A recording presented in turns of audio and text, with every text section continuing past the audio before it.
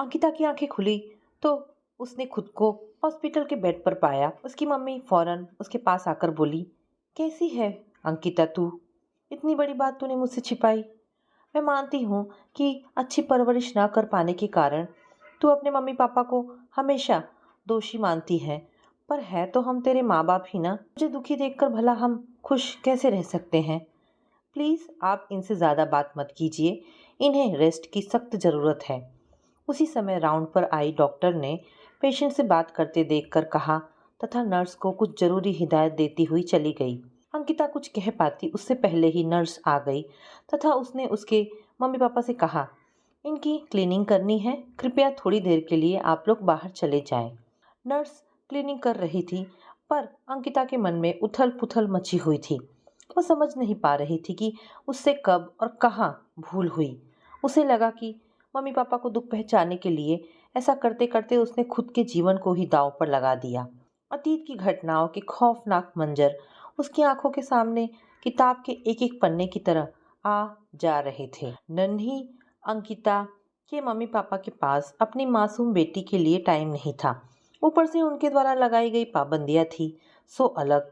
अकेलेपन की शिकार अंकिता के बाल मन में धीरे धीरे अपने मम्मी पापा के प्रति नफरत के बीज अंकुरित होने लगे। वह एक संपन्न परिवार से थी।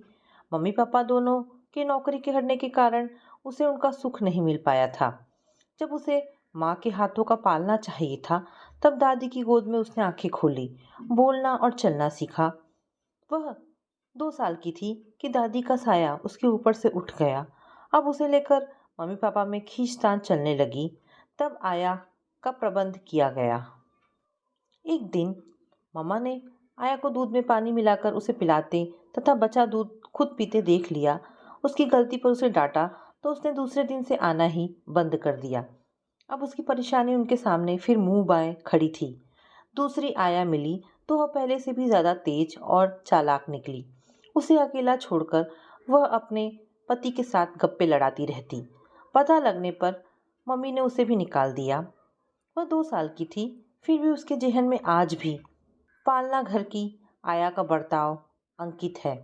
उसके स्वयं खाना ना खाने पर डांटना, झल्लाना, यहाँ तक कि मारना, पता नहीं और भी क्या क्या।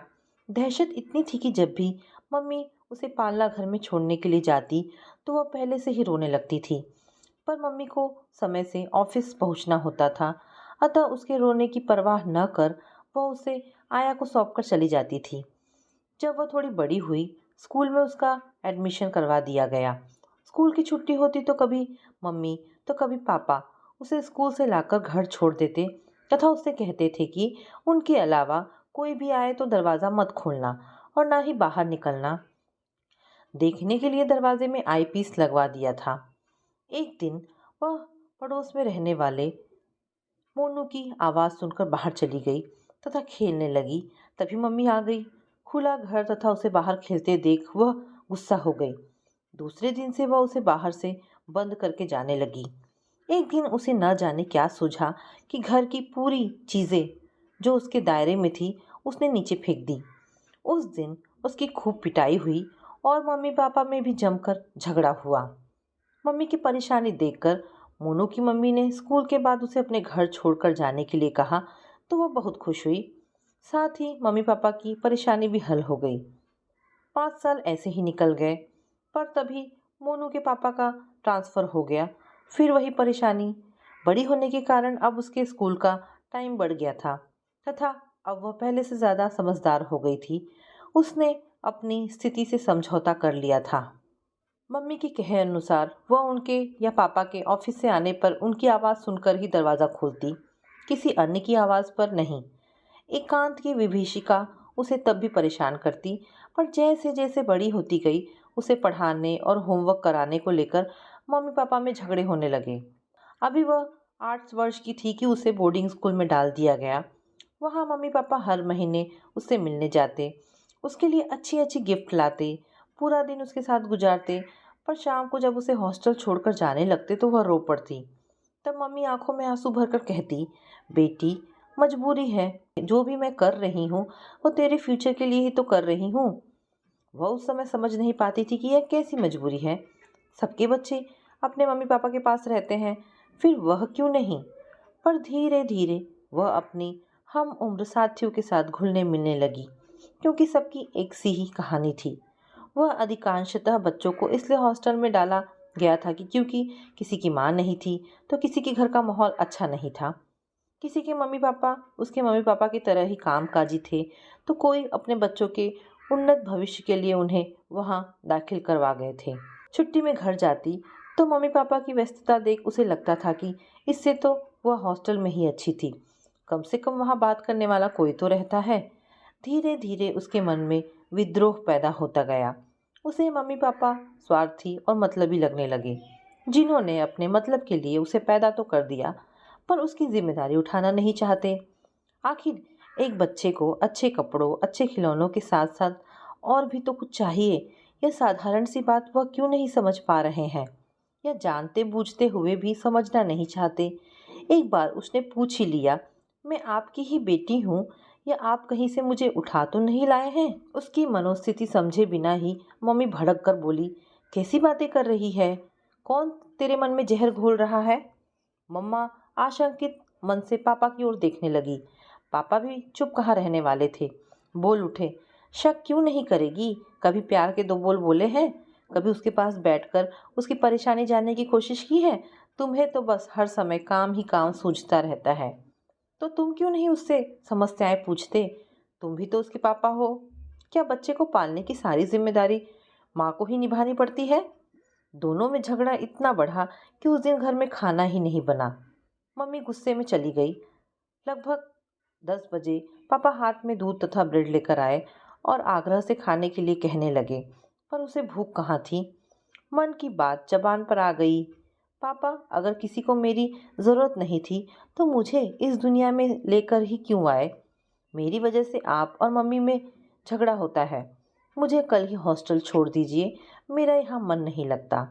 पापा ने प्यार से उसके सिर पर हाथ फेरते हुए कहा, ऐसा नहीं कहते बेटा, ये तेरा घर है। घर? कैसा घर पापा? मैं पूरे दिन अकेली रहती हूँ। आप और मम्मी आते भी हैं तो सिर्फ अपनी अपनी समस्याएं लेकर। मेरे लिए आप दोनों के पास टाइम ही नहीं है। पापा उदास मन से ऑफिस चले गए थे, पर उस दिन उसे अपने मन में बार बार उमड़ती बात कहने पर बहुत संतोष मिला था। इस अकेलेपन के बावजूद उसके पास कुछ खुशनुमा पल थे। गर्मियों की छुट्टी में जब 20 दिन किसी हिल स्टेशन पर घूमने जाते, उसके बर्थडे पर उसकी मनपसंद ड्रेस के साथ उसको गिफ्ट भी खरीदवाया जाता। यहाँ तक कि हॉस्टल में वार्डन से इजाज़त लेकर उसके बर्थडे पर एक छोटी सी पार्टी आयोजित की जाती तथा उसके सभी दोस्तों को गिफ्ट भी दी जाती। फिर जैसे जैसे वह बड़ी होती गई, अपनों के प्यार से तरसते मन में विद्रोह का अंकुर पनपने लगा। यही कारण था कि पहले जहाँ वह चुप रहा करती थी, अब अपने मन की भड़ास निकालने लगी थी तथा उनकी इच्छा के खिलाफ काम करने लगी थी। ऐसा करके वह न केवल सहज हो जाया करती थी, मम्मी पापा के लटके चेहरे देखकर उसे असीम आनंद मिलने लगा था। जाने क्यों उसे लगने लगा कि जब इन्हें मेरी परवाह ही नहीं है, तो मैं ही इनकी परवाह क्यों करूं? इसी मनोस्थिति के चलते एक बार छुट्टियों में अपने घर ना आकर अपनी फ्रेंड रीता के घर चली गई। वहाँ उसकी मम्मी के प्यार और अपनत्व ने उसके सूने मन में उत्साह का संचार कर दिया। वहीं उसने जाना कि घर ऊंची ऊंची दीवारों से नहीं, उसमें रहने वाले लोगों के प्यार और विश्वास से बनता है। उसका घर तो इनके घर से भी बड़ा है। सुख सुविधाएं भी ज़्यादा थी, पर नहीं थे तो प्यार के दो मीठे बोल, एक दूसरे के लिए टाइम, प्यार और विश्वास का सुरक्षित कवच। वास्तव में प्यार से बनाए माँ के हाथ के खाने का स्वाद कैसा होता है, उसने वही जाना। उसको रीता की एक एक फरमाइश पूरी करते देख एक बार उसने पूछा था, आंटी, आपने रीता को खुद से दूर क्यों किया? उन्होंने तब सहज उत्तर दिया था, बेटा, यहाँ कोई अच्छा स्कूल नहीं है।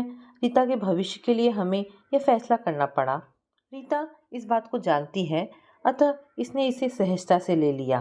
पर न आने के लिए मम्मी का फोन आने पर उसने रूखे स्वर में उत्तर दिया, मैं यहीं अच्छी हूँ।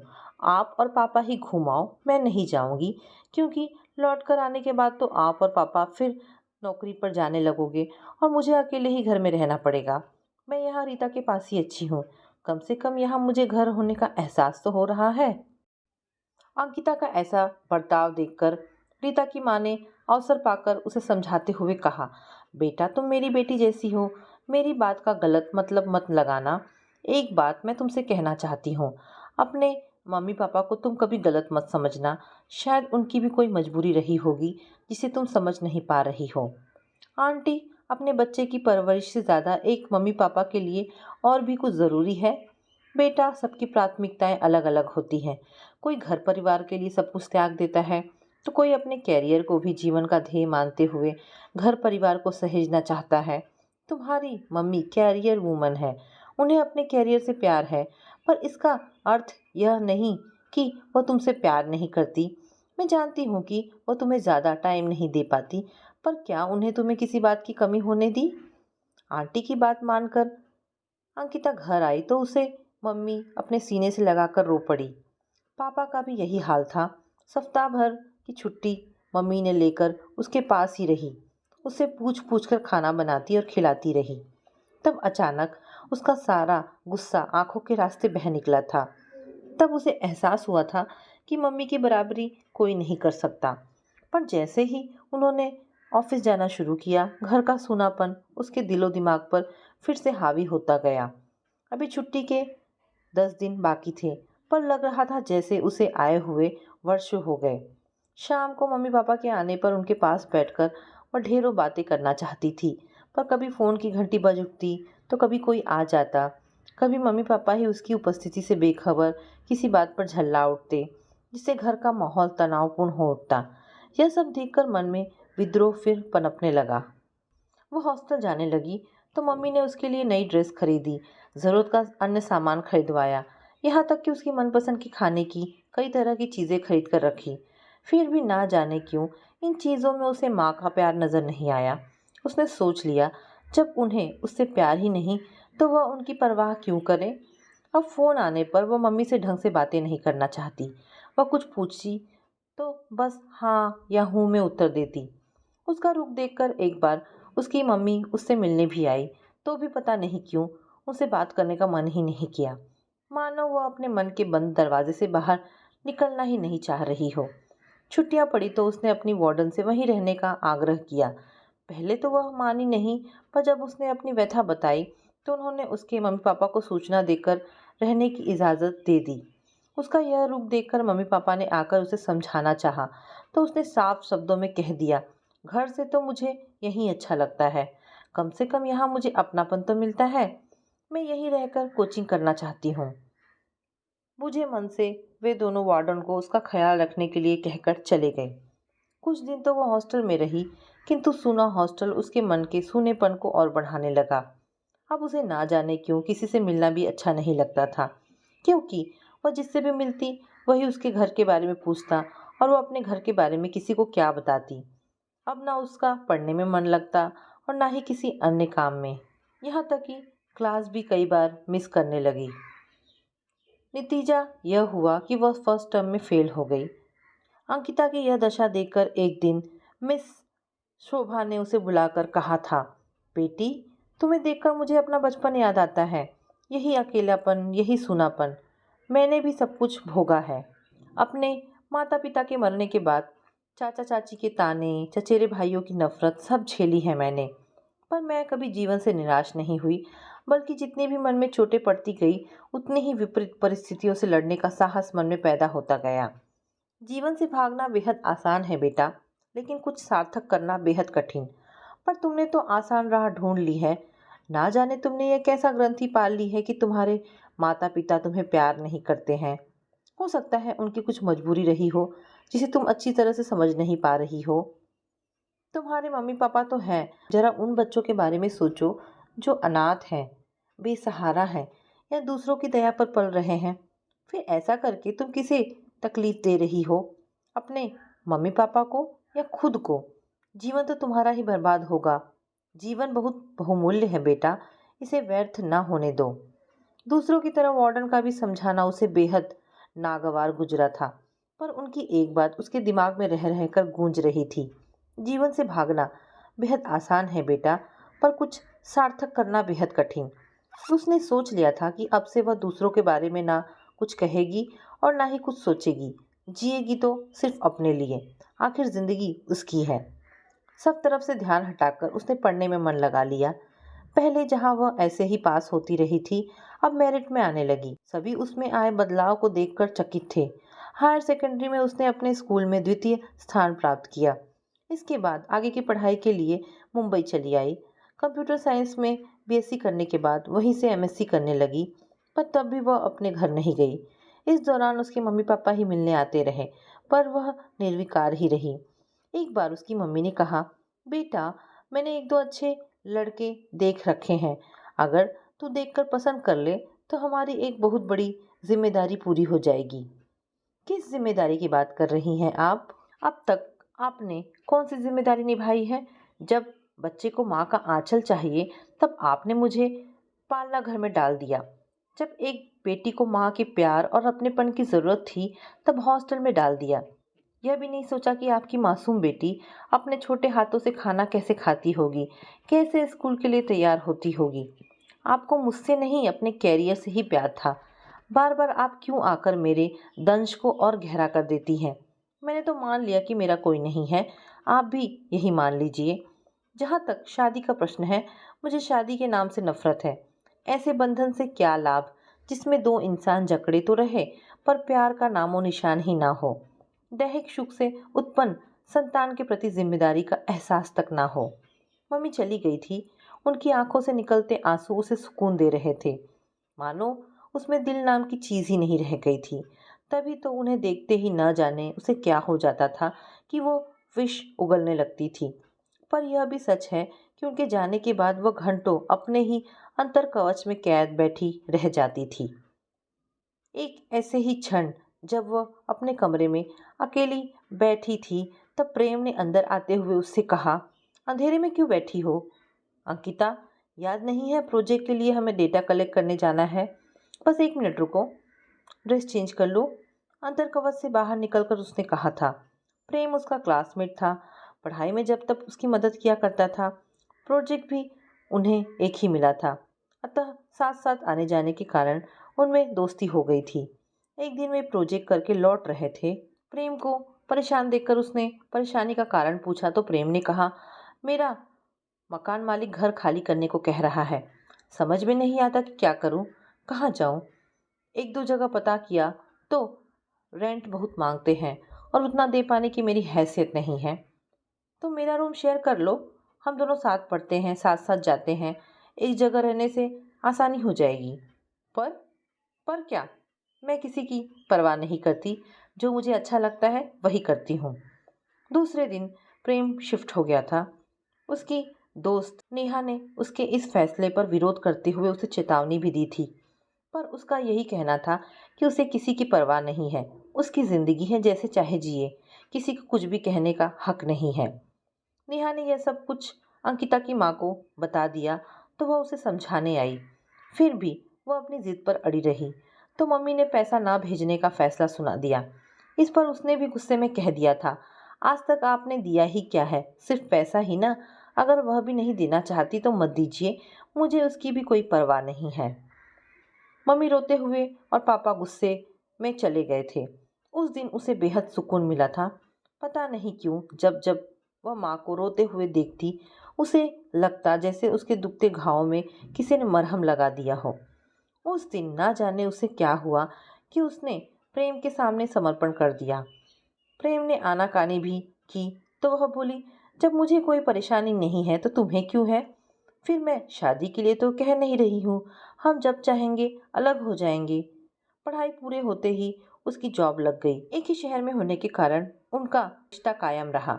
पूरी सावधानी बरतने के बावजूद एक दिन अंकिता को लगा जैसे उसके शरीर में कुछ ऐसा हो रहा है जो वह पहली बार महसूस कर रही है। वह प्रेम को इस बारे में बताना चाहती थी कि उसने कहा, मेरे मम्मी पापा मेरी शादी पर जोर डाल रहे हैं, अब मुझे दूसरा घर ढूंढना होगा। प्रेम की बात सुनकर अंकिता चौंक गई और बोली, तुम ऐसा कैसे कर सकते हो और मुझे ऐसी हालत में छोड़कर तुम कैसे जा सकते हो? कैसी हालत? प्रेम बोला, मैं तुम्हारे बच्चे की माँ बनने वाली हूँ। ये तुम्हारी प्रॉब्लम है, इसमें मैं क्या कर सकता हूँ? तुम इसमें बराबर के भागीदार हो। वह तो तुम्हारी वजह से, तुम्ही ने कहा था कि जब मुझे ऐतराज नहीं है तो तुम्हें क्यों है? अब तुम भुगतो। ऐसा तुम कैसे कह सकते हो? तुम तो मेरे दोस्त हमदर्द रहे हो। देखो अंकिता, पापा मेरा विवाह तय कर चुके हैं और उन्हें मना करना मेरे लिए संभव नहीं है। फिर मैं तुम्हारी जैसी लड़की के साथ रिश्ता कैसे बना सकता हूँ जो शादी जैसी संस्था में विश्वास ही ना करती हो और शादी से पहले ही अपना शरीर किसी को दे देने में उसे कोई आपत्ति ही नहीं हो। परंपराओं की दुहाई मत दो प्रेम। तुम भी शादी से पहले संबंध बना चुके हो। क्या तुम उस लड़की के साथ अन्याय नहीं करोगे जिसके साथ तुम्हारा विवाह होगा? मेरी बात और है, मैं पुरुष हूँ, फिर तुम्हारे पास क्या सबूत है? सबूत की बात सुनते ही अंकिता गुस्से से थरथराती हुई प्रेम को मारने के लिए झपटी।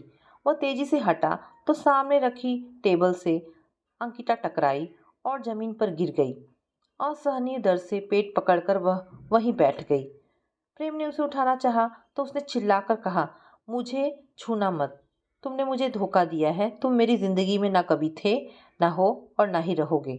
चले जाओ मेरे घर से। प्रेम अपना सामान समेटकर चला गया। पूरी रात वह रोती रही। पेट दर्द सहा नहीं गया तो उठकर उसने पेन किलर खा लिया।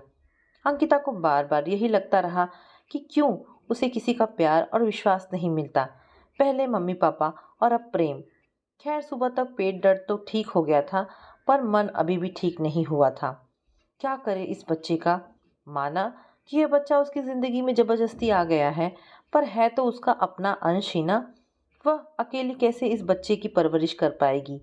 क्या अपने बच्चे को वह प्यार दुलार और अपनत्व दे पाएगी जिसके लिए वह अपने मम्मी पापा को दोष देती रही है? मन में अजीब सी कश्मकश चल रही थी। अपने कैरियर के लिए जहाँ वह बच्चे का बलिदान देना चाहती थी वहीं उसके प्रति स्नेह भी जागने लगा था। वह जानती थी कि बिना विवाह के माँ बनना समाज सह नहीं पाएगा। उसके मम्मी पापा सुनेंगे तो जीते जी ही मर जाएंगी। आज ना जाने क्यों मम्मी के शब्द उसके कानों में गूंज रहे थे जो उन्होंने उसे प्रेम के साथ रहते देखकर कहे थे, बेटा माना कि मैं तुझे उतना प्यार दुलार नहीं दे पाई जिसकी तू आकांक्षी थी। मैं अपराधिनी हूँ तेरी, पर मेरे किए की सज़ा तू खुद को तो ना दे। आज भी हमारा समाज विवाह पूर्व संबंधों को मान्यता नहीं देता है। ऐसे संबंध नाजायज़ ही कहलाएंगे। उस समय तो वह सिर्फ वही करना चाहती थी जिससे उसके मम्मी पापा को चोट पहुँचे। प्रेम जिस पर उसने विश्वास किया उससे ऐसी आशा नहीं थी। बार बार प्रेम के शब्द उसके दिलो दिमाग में गूंजकर उसके वजूद को नकारने लगे थे कि मैं तुम्हारी जैसी लड़की के साथ रिश्ता कैसे बना सकता हूँ जो शादी जैसी संस्था में विश्वास ही ना करती हो। कभी मन करता कि अपने को ख़त्म कर ले पर तभी उसका मन उसे धिक्कारने लगता। उसने अपनी वार्डन के शब्द याद आते ही जीवन से भागना बेहद आसान है बेटा, लेकिन कुछ सार्थक करना बेहद ही कठिन है। पर तुमने तो आसान राह ढूंढ ली है। वह कोई फैसला नहीं ले पा रही थी। ऑफिस में छुट्टी की अर्जी भिजवा दी थी। कश्मकश इतनी ज़्यादा थी कि उसका ना बाहर निकलने का मन कर रहा था और ना ही किसी से मिलने का। पेट में दर्द उठता पर वह डॉक्टर को दिखाने के बजाय पेन किलर खाकर उसे दबाने की कोशिश करती रही। एक दिन जब वह ऐसे ही दर्द से तड़प रही थी तभी नेहा मिलने आ पहुंची। उसकी ऐसी दशा देखकर वह अचंभित रह गई तथा उसे जबरदस्ती अपनी गाड़ी में बिठाकर डॉक्टर के पास ले गई। डॉक्टर ने उसे चेकअप करवाने के लिए कहा। सोनोग्राफी की रिपोर्ट देखकर डॉक्टर उस पर बहुत गुस्सा हुई तथा बोली, तुमने पहले क्यों नहीं बताया कि तुम प्रेग्नेंट हो? उसको कोई उत्तर न देते देख वह फिर बोली, तुम लड़कियों की यही तो प्रॉब्लम है, जरा भी सावधानी नहीं बरतती। क्या पेट में तुम्हें कोई चोट लगी थी? अपने पति को बुलवा लो क्योंकि तुम्हारा शीघ्र ऑपरेशन करना पड़ेगा। लगता है किसी चोट के कारण तुम्हारा बच्चा मर गया है और उसी के इन्फेक्शन से पेट में दर्द हो रहा है। डॉक्टर की बात सुनकर वह दोनों चौंक गई। नेहा ने बात बनाते हुए कहा, डॉक्टर ऑपरेशन कब करना है? दरअसल इनके पति कुछ दिनों के लिए टूर पर गए हैं, उनका इतनी जल्दी आना संभव नहीं है। ऑपरेशन कल ही करना पड़ेगा। कोई तो रिश्तेदार होंगे, उन्हें जल्दी बुलवा लो, हम इन्हें आज ही एडमिट कर लेते हैं। नेहा ने अंकिता को देखा फिर डॉक्टर की ओर मुखातिब होती हुई बोली, डॉक्टर मैं ही इनकी जिम्मेदारी लेती हूँ क्योंकि इनका कोई भी रिश्तेदार इतनी जल्दी नहीं आ सकता। अंकिता के मना करने पर भी नेहा ने उसके मम्मी पापा को फ़ोन कर दिया था। उन्होंने तुरंत आने की बात कही। उनके आने से पहले ही वह ऑपरेशन थिएटर में जा चुकी थी। बेहोशी की हालत में भी डॉक्टर के शब्द उसके कानों में पड़ ही गए थे। इसके यूट्रस में इन्फेक्शन इतना फैल गया है कि अगर निकाला नहीं तो जान जाने का खतरा है। बाहर जाकर इनके रिश्तेदारों से परमिशन ले लो। उसके बाद क्या हुआ पता नहीं। सुबह जब आँख खुली तो मम्मी पापा को अपने पास बैठा पाया। उनको देखते ही उसकी नफरत फिर से भड़क उठी। अगर उसे उनका प्यार और अपनापन मिलता तो उसके साथ ऐसे हादसे ही क्यों होते। अगर उस समय नर्स नहीं आती तो वह पता नहीं क्या क्या कह बैठ। बेटा कुछ खा ले वरना ताकत कैसे आएगी। आवाज़ सुनते ही अंकिता अतीत से निकलकर वर्तमान में आ गई। नर्स पता नहीं कब चली गई थी। मम्मी हाथों में फलों की प्लेट लिए खाने का इसरार कर रही थी तथा उनके पास ही बैठे पापा उम्मीद भरी नज़रों से उसे देख रहे थे। उसने बिना कुछ कहे ही मुंह फेर लिया क्योंकि वह जानती थी कि मम्मी की आंखों से आंसू बह रहे होंगे, पर वह अपने दिल के हाथों मजबूर थी। बार बार एक ही विचार उसके मन में आ रहा था कि माना मम्मी पापा उसकी सही परवरिश न कर पाने के लिए दोषी थे, पर हर सुविधा मिलने के बावजूद उसने भी कौन सा अच्छा काम किया। दूसरों को दोष देना तो बहुत आसान है, पर जीवन बनाना बिगाड़ना तो इंसान के अपने हाथ में है। अंकिता समझ नहीं पा रही थी कि प्रकृति ने औरत को इतना कमज़ोर क्यों बनाया है कि एक छोटा सा आंधी का झोंका उसके सारे अस्तित्व को हिलाकर रख देता है। सबसे ज़्यादा दुख तो उसे इस बात का था कि हादसे में उसके गर्भाशय को निकाल देना पड़ा। अपूर्ण औरत बनकर वह कैसे जिएगी। मम्मी ने तो अपने कैरियर के लिए उसकी तरफ ध्यान नहीं दिया, पर उसने तो उन्हें दुख देने के लिए ही यह सब किया। उसका तो यही हश्र होना था, पर वह अभी नहीं समझ पा रही थी कि सज़ा किसे मिली। तो दोस्तों, ये कहानी यहाँ पर समाप्त होती है। आशा करती हूँ कहानी आपको पसंद आई होगी। अगर कहानी पसंद आई है तो प्लीज़ इसे लाइक एंड शेयर करें। और हाँ, ऐसे ढेरों पारिवारिक और शिक्षाप्रद कहानी सुनने और देखने के लिए हमारे चैनल को प्लीज़ सब्सक्राइब करें। धन्यवाद दोस्तों।